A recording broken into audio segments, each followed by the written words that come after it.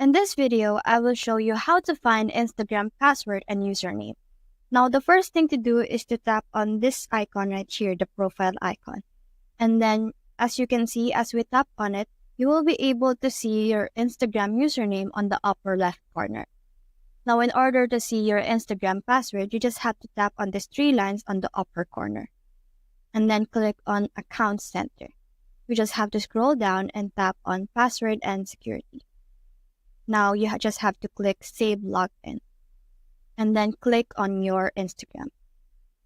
Now you have to make sure that the Save Login option is enabled or toggled on. Now in order to change your password, you just have to go back and then click on Change Password. And you have to choose your Instagram again. And then you just have to fill up current password and then new password. Unfortunately, there's no way to see your past password yet on the recent update of Instagram. So that's it. That's the whole process. If you have found this video helpful, please leave a like below and subscribe because it helps me reach more people. See you soon!